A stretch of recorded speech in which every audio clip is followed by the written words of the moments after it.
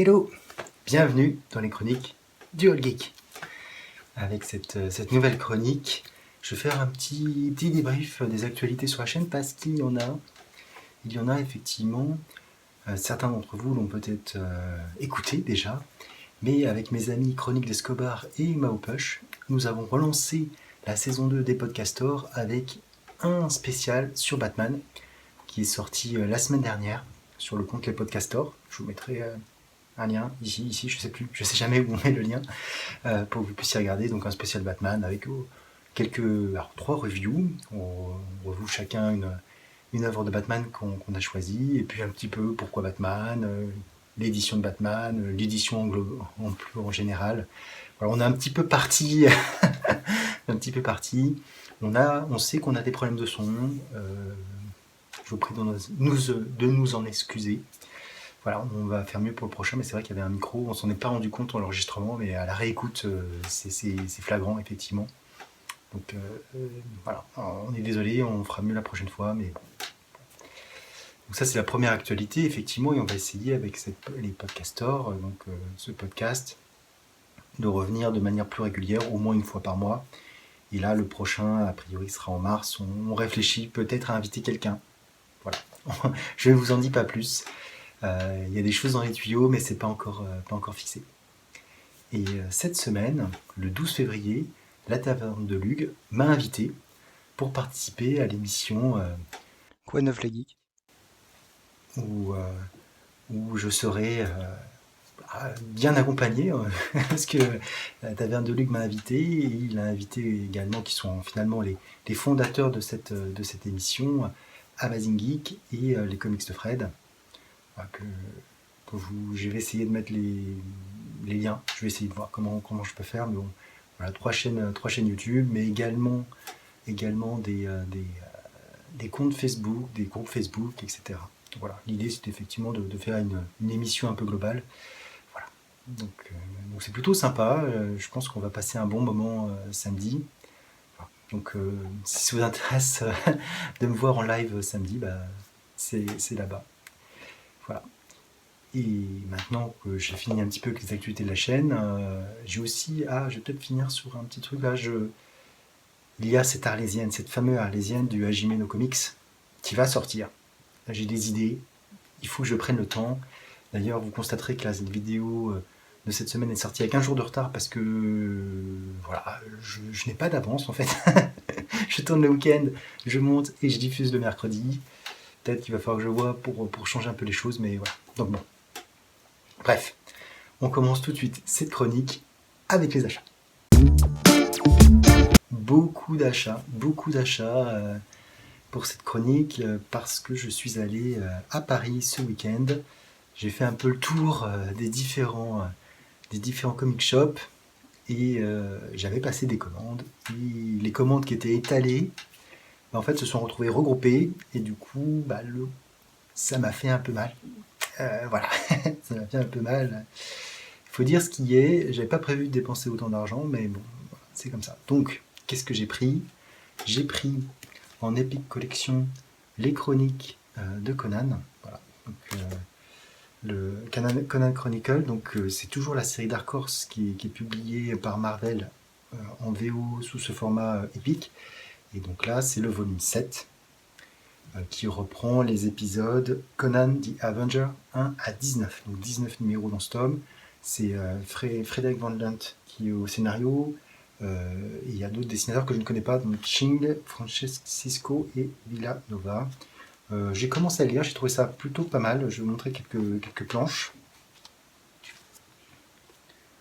J'ai trouvé ça assez efficace. Moi j'ai lu le premier arc pour le moment et j'ai commencé le second.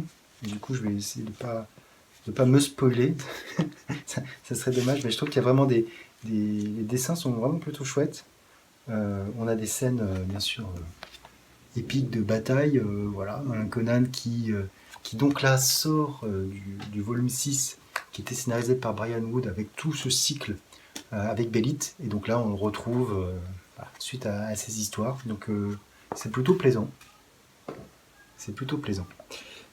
Et forcément pas le volume 8 qui est sorti, Voilà, donc je m'y attendais pas, donc je pensais qu'il était un peu plus tard, mais il est sorti également. Et donc qui marque la fin des comics Conan par Dark Horse. Voilà. Après, c'était racheté par Marvel, et donc du coup, celui-ci contient Conan the Avenger 20 à 25, ainsi que Conan the Slayer 1 à 12. Là aussi, un numéro assez fourni, euh, et qui conclut donc en 2017. Alors là, je ne l'ai pas du tout lu. Je sais juste qu'il y a un nom qui me fait peur, c'est le nom de Cullen Bunn, qui va scénariser Conan the Slayer. Et c'est vrai que jusqu'à présent, Cullen Bunn, je suis assez mitigé. Hein. J'ai pas vu beaucoup de choses de lui qui m'ont plu, en tout cas dans les Big Two. Alors, est-ce que Conan est un Big Two? Non, c'est plutôt un peu différent. Donc j'espère qu'il s'est un peu transcendé pour ces histoires. Mais bon, voilà, j'ai un peu peur. J'avoue que j'ai quelques peurs. Donc, du coup, je vous montre pas de dessin parce que je n'ai pas envie de me spoiler. Et j'ai pris également, voilà, parce que déjà là, les deux, à 40 euros, à 40 euros le tome, hein, parce que c'est 44 dollars. Voilà.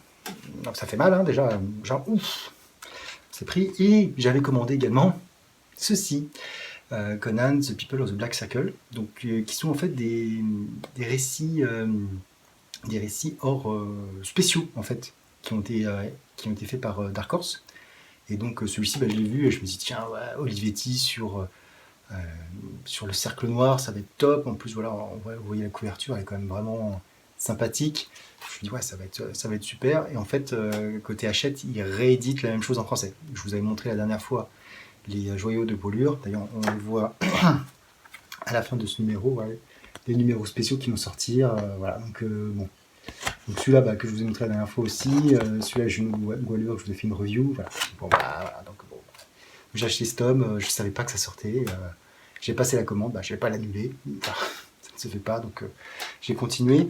Et du coup, là, je peux. Donc il y a beaucoup d'épisodes là-dedans. C'est impressionnant. Regardez, cette page de sommaire avec tous les épisodes qu'il y a. Donc je ne vous les cite pas parce que du coup, il y a plein de choses. Mais l'histoire principale, c'est donc People of the Black Circle 1 à 4, donc dessiné par Ariel Olivetti. Voilà, avec un Conan, voilà, Ariel Olivetti, il a un style un peu particulier. Fait sur ordinateur, etc. Donc j'attends de voir l'histoire. J'ai déjà vu plusieurs itérations de cette histoire, donc une réinterprétation, une réédition encore de cette histoire. D'ailleurs, souvenez-vous, Conan, l'éternel recommencement, c'est un peu la même chose. Hein. Ça doit être au moins la 3e ou 4e version de cette histoire que j'ai en comics. Bref, c'est comme ça. Mais bon, ça reste quand même assez intéressant, et du coup je vais regarder un petit peu parce qu'il y a plein d'autres petites histoires qui sont sorties, et surtout j'attends la suite. Alors cette fois je prendrai par Hachette des Conan, King Conan, qui devrait sortir aussi. Là j'ai hâte de voir un petit peu ça, donc ça va être intéressant. Mais ça n'est pas tout, parce que ça serait trop beau. Donc déjà vous voulez voir ça monte, hein, parce que les trois coûtent le même prix. Hein. Après j'ai pris Kaiju 8, numéro 3, voilà. Bon, j'espère que ça va remonter un peu là-bas. J'ai lu, hein, du coup, je l'ai lu, je reste mitigé sur ce shonen. Je pense qu'il ne mérite vraiment pas la hype qui est autour de ça, mais bon. Je vais relire les trois pour me refaire vraiment une idée, mais je trouve... voilà, j'ai un peu de mal, surtout avec ce que je vais vous montrer après. Petit spoil. J'ai pris la réédition, Star Edition de Yu Yu Hakusho, voilà. Comme j'en avais parlé également avec les podcasters, je vous remettrai le lien si j'ai assez, je crois que j'ai 5 trucs, enfin bref, ça va être un peu la folie cette vidéo, et j'adore, moi j'aime beaucoup Yu Yu Hakusho, cette édition je la trouve très sympathique, les dessins sont peut-être un peu old school, mais bon, moi je trouve que ça passe, j'adore les personnages, vraiment j'aime beaucoup ce manga, voilà. Donc en plus l'édition est vraiment propre, moi j'aime bien la petite frise, je la trouve très sympathique, le rose, pour Kurama, ça me choque pas, je trouve ça plutôt sympathique, hein. Rose Whip, voilà. Non, je trouve que l'édition est de qualité, il y a toujours une page couleur au début. Voilà. Donc, moi, je suis assez content. Et là, alors j'ai pas regardé par rapport à la dernière fois, j'avais regardé combien c'est de chapitres, mais on s'arrête au chapitre, à l'épisode 43, divisé par 8, 9, donc ouais, donc on est aux alentours du 5e tome, donc ça avance plutôt pas mal. J'ai hâte qu'on arrive au tournoi des ténèbres, qui est peut-être pour moi la meilleure partie de ce manga, même si après la suite avec Sensui est aussi très très bonne. Voilà. Donc, et je vous parlais tout à l'heure de Kaiju numéro 8, Et donc j'ai pris quelque chose qui peut ressembler à Kaiju numéro 8, qui va sortir chez Delcourt, qui est dessiné par James Aaron, scénarisé par James Aaron, qui avait fait un excellent Conan, ultra, méga. Alors là, autant vous dire que j'ai lu Kaiju numéro 8, j'ai vu ça, je me suis dit, bon, il y a un truc là. Il y a un truc, je n'étais pas prêt. Je n'étais pas prêt. Alors, je ne sais même pas si je peux vous montrer des planches, parce que il y a écrit Mature Content, et oui, c'est du Mature Content, mais des scènes d'action, mais juste dantesques. Voilà, je vais vous montrer une double page qui est pas trop violente. Voilà, mais c'est ça qu'on veut. Voilà, c'est du combat de kaiju, voilà, qui vraiment envoie du pâté. Là, vraiment, on est sur des trucs, alors c'est semi-horrifique, on est vraiment, en plus avec un style qui quand même se rapproche du manga. Donc un tome qui, là aussi, n'était pas donné, qui contient 4 épisodes oversize. Voilà, 200 pages, donc c'est chez Image, donc c'est en VO. Ça sortira normalement chez Delcourt, je vous l'ai dit, fin d'année, a priori dans un format un peu plus grand. Je sais pas ce que ça peut donner. Je sais pas, j'ai pas eu beaucoup de news là-dessus, mais bon voilà, là j'ai vraiment pris une claque, une grosse claque avec ce titre. Voilà. Donc bon, comme vous pouvez le constater, j'ai un peu augmenté ma palle. Faut bien de temps en temps. J'essaye d'écluser, mais c'est vrai que là j'ai pris au moins une cinquantaine d'épisodes entre tous les Conan, plus Ultra Mega, plus ces mangas, ça augmente pas mal. Voilà. Donc c'était pour mes petits achats qui m'ont vraiment, vraiment, là c'était le craquage de l'année, là je pense qu'il n'y aura pas d'autres mois avec autant de choses. C'est pas possible. Voilà.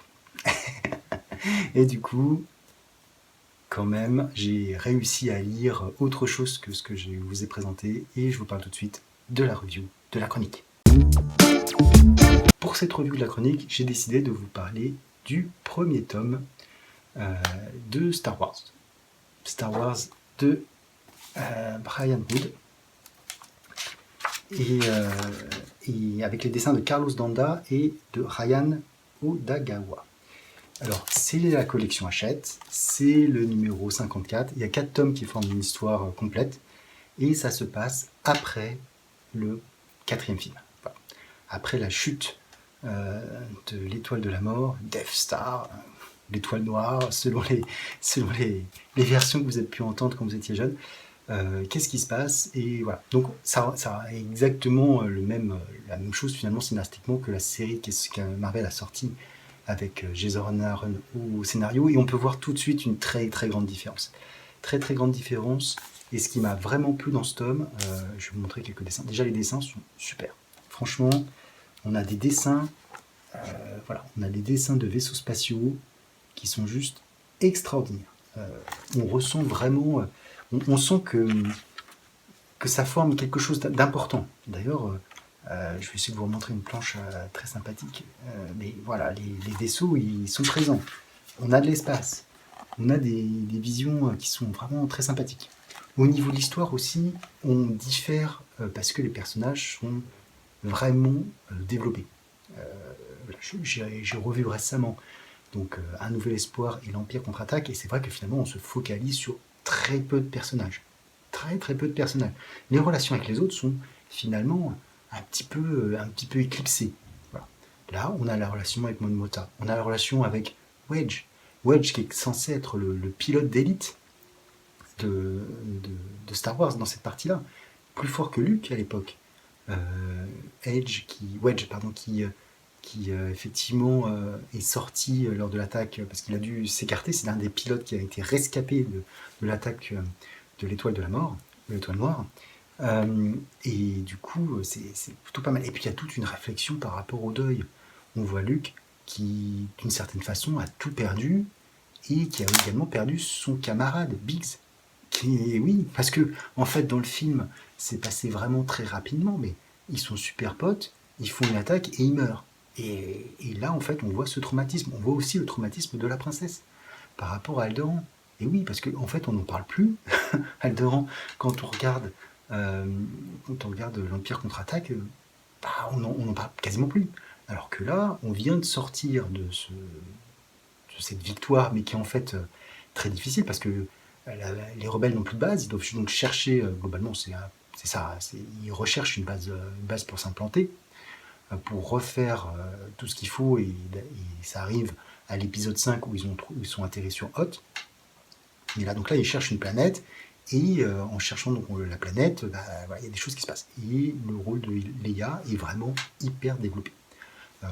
D'ailleurs, on commence l'histoire, donc je vous spoil vraiment pas grand-chose, hein, où on a 3 pilotes qui cherchent une planète, et dans les 3 pilotes, il y a donc Luke, Wedge et la princesse Leia. Et elle a un vrai rôle, en fait, un vrai rôle à la fois militaire et stratégique. Elle n'est pas juste là dans le QG à donner des ordres, elle est sur le terrain, elle mouille la chemise. Franchement, et là, toute l'histoire, c'est qu'effectivement, à chaque fois qu'ils vont pour rechercher une planète, ils sont découverts par l'Empire, et donc il y a forcément une taupe quelque part. Donc Leia monte une opération, une Black Ops, pour essayer de trouver une planète et surtout de débusquer cette taupe. Voilà, c'est une première partie. On a forcément un pont avec Han Solo qui doit faire le convoyeur de fond pour l'Alliance Rebelle, et qui lui arrive des problématiques sur Coruscant. Voilà, quelque chose qu'on n'a pas vu, qu'on n'a pas vraiment vu en fait. Et on a également, alors je vais vous le montrer parce que c'est un personnage qui forcément est très important, hein, on s'en rend bien compte, mais je ne vais pas le trouver forcément parce que c'est toujours comme ça. C'est toujours comme ça quand je cherche quelque chose, comme je vais pas. Voilà. On a forcément Dark Vador qui vient d'être destitué parce que à cause de sa boulette, il a plus le commandement dans son destroyer. C'est quelqu'un d'autre qui le remplace. Et lui est envoyé faire des missions annexes, moqué par l'empereur, etc. Donc et dans cette histoire, alors ce qui est aussi différent par rapport au run de Jason Aaron, où finalement le premier arc, c'est la découverte de l'identité du pilote qui a détruit l'Étoile Noire. Là, ça n'est pas expliqué. On sait, Vador sait qui c'est. Voilà. J'imagine que c'est lié à la quête de Vador, qui est une excellente histoire. Si vous ne l'avez pas vu, peut-être un peu vieillot maintenant par rapport à la version d'Aaron. Je préfère peut-être un peu la version d'Aaron maintenant. Mais à l'époque, la quête de Vador, c'était voilà, comment Vador. C'est parce qu'en fait, on commence l'épisode 5. Il y a une discussion entre l'empereur et Dark Vador, et il parle d'Anakin Skywalker. Mais comment ils le savent? À quel moment ils ont découvert l'identité du pilote qui a détruit l'Étoile Noire? Ça, c'est dans la quête de Vador. Et dans le premier arc de la relance par Marvel. Voilà. Mais sinon, on ne sait pas en fait. Il y a vraiment des pans de l'histoire entre les films qui sont expliqués soit par des romans, globalement c'était par des romans, soit par les comics, qui permettent de faire les liens. Alors, je suis pas un expert de Star Wars. Je sais quelques trucs, mais bon, je reste un amateur de cet univers. Je suis pas un expert, mais voilà. Donc là, il y a quand même des choses intéressantes. Il sait, il cherche, qu'il a trahi, etc. Il a vraiment plein de choses. Et puis, il y a des relations entre personnages, puisque, comme je vous l'ai dit, les gars forment ce groupe de Black Ops avec des pilotes de tout horizon.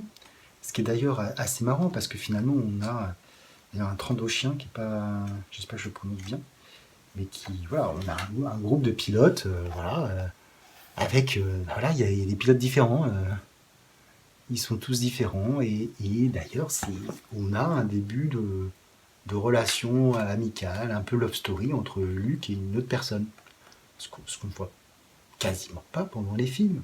Il n'y a pas de love interest, en fait, il y a cette espèce de triangle amoureux, de ce triangle qui essaie de se former entre Anne, Leia et Luke, mais qui en fait est dézingué de par le lien de filiation entre Leia et Luke. Mais il n'y a pas de relation comme ça en fait dans le film. Ça n'existe pas. Ce qui au contraire est développé ici, et ce qui crée des tensions, ce qui crée des choses un peu différentes. Tout ceci est très intéressant. Alors, je n'ai lu que le premier, je crois que c'est 6 premiers chapitres, les 6 premiers épisodes qui forment ce premier tome dans l'ombre de Yavin. Il y a donc 4 tomes, comme je vous l'ai dit, et il me semble que malheureusement, la qualité descend au fur et à mesure. Avec le 4e tome, il n'est pas top. Mais je ne l'ai pas relu, je ne peux pas vous en dire plus. En tout cas, c'était mon ressenti quand je l'avais lu la première fois. Mais voilà, si vous avez l'occasion, alors je pense, Alors, si vous avez l'occasion de le trouver, collection Hachette, chez Delcourt, qu'il a édité également, peut-être que c'est encore trouvable. Mais je pense que Panini, comme ils sont en train de tout ressortir, alors il faut dire ce qui est, ils ressortent tout, ça fera peut-être l'objet d'un seul ouvrage chez Panini. Alors avec l'histoire complète, ce qui serait vraiment pas mal, je vous l'accorde, et franchement, comme je vous le dis, la qualité descend, mais il faut que je regarde un petit peu ce que ça donne, pour vous dire un peu mon ressenti à relecture, parce que ça je l'ai lu, je sais pas, ça date de 2000... alors ça date d'un certain temps, ça a été fait... D'ailleurs, c'est toujours difficile de savoir les crédits là-dedans. 2015. Donc, j'ai acheté en 2015. Vraiment une bonne histoire de Star Wars. Et moi, j'apprécie beaucoup cette ambiance des chasseurs. Donc, on ne voit pas assez. Il y a d'ailleurs des très bons comics qui sont sortis sur TIE Fighter, etc. Sur justement les personnes de l'Empire, donc période épisode 4, 5, 6 ou avant, qui sont des pilotes de TIE Fighter. Et voilà, c'est des choses intéressantes qu'on ne voit pas forcément dans l'univers Star Wars. On voit beaucoup de Jedi ou autres, mais les pilotes, etc., c'est quelque chose d'intéressant. Et puis les graphismes. Je vous remontre une planche où il y a des vaisseaux. Je vais essayer de trouver la planche avec Coruscant, parce que je trouve que ça vaut quand même le coup. Et c'est pas dit que je la trouve forcément. Je crois que je l'ai trouvée. C'est incroyable, incredible. Je crois que je pourrais le retrouver ou pas. Voilà. Donc voilà, donc effectivement ils arrivent à Coruscant. Voilà, on voit ça. Mais donc Coruscant qui est effectivement une planète, là il traverse des planètes, on voit des planètes différentes, on voit des choses. Donc voilà, vraiment c'est un comics, en tout cas celui-ci, que j'ai bien apprécié. Voilà. Sur ce, comme d'habitude, n'hésitez pas à commenter, n'hésitez pas à liker, à vous abonner sur ma chaîne si ça vous plaît. Et sur ce, je vous dis ciao.